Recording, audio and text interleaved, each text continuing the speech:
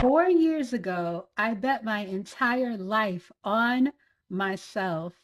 So if you're feeling stuck, overlooked, or like you're hitting invisible ceilings, this sermon is for you. Hey, love, it's your girl Sublime Love here. Happy Sublime Sermon Sunday. So this word is a little lengthy, but it will be worth it, okay? So get to the end.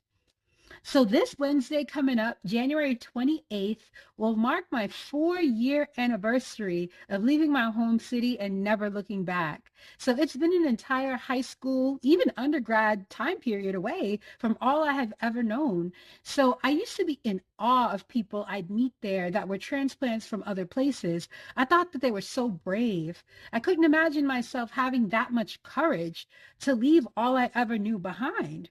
I was growing a big aversion to winter as I aged, and I was also growing tired of going to the same places and seeing the same people over and over.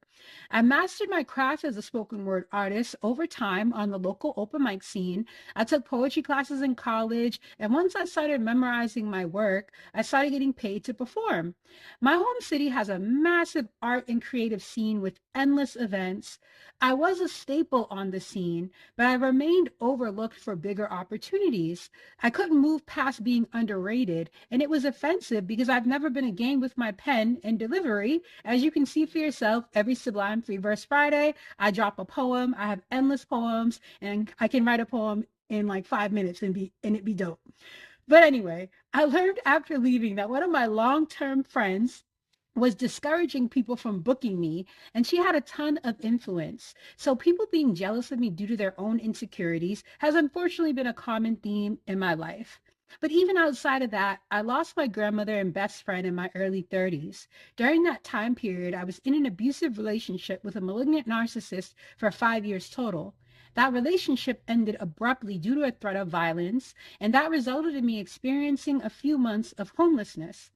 So long story short, I started disliking my home city, and I felt that being there was hindering my growth. I felt like a butterfly trapped in a cocoon phase.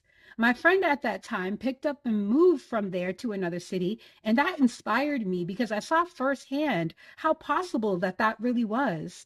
So it's a super long, beautiful story when it comes to me having my epiphany to move to South Florida on December 28th, 2021, to pulling up to my Miami apartment community on January 28th, 2022, one exact month later. So I had been plotting on the East Coast's land of sunshine and palm trees since I started traveling to Miami in 2014. I would go as often as I could, especially during the winter. It became my happy place. I attempted to move there in 2015, but the timing wasn't divine. I cried tears of joy when I crossed the Florida state line. I drove over 1,400 miles down I-95 South. I will never forget the feeling of removing layers of clothing as I journeyed further south. I missed a terrible snowstorm by just one night.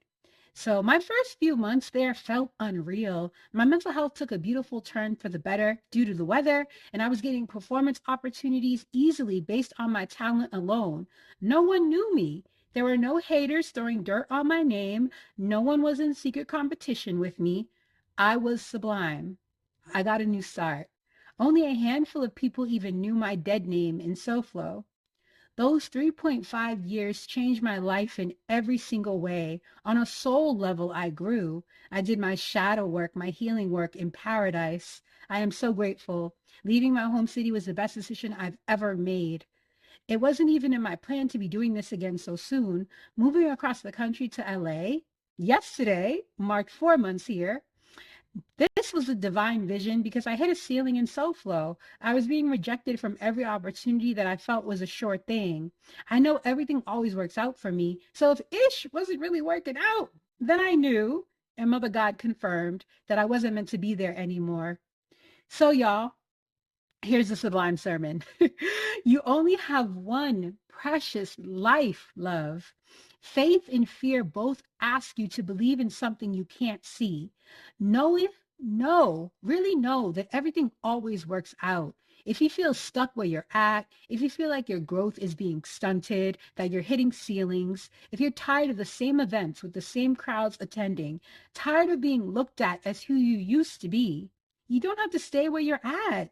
If you need direction on other places that may be better aligned for you, I recommend following your spirit and or getting your astrocartography chart read. So I know a dope Black woman who gives detailed readings. Long story short, love, the world is so much bigger than your hometown. You are limitless. Act like it. 2026 is a fire horse year, the perfect atmosphere for the energy of initiation. Again, you only have one precious life. Don't live with regrets. You can always go back home if things don't work out. Your hometown will always be there. Again, faith and fear both ask you to believe in something you can't see. Feel me? Happy Sublime Sermon Sunday. Take care of yourselves and each other.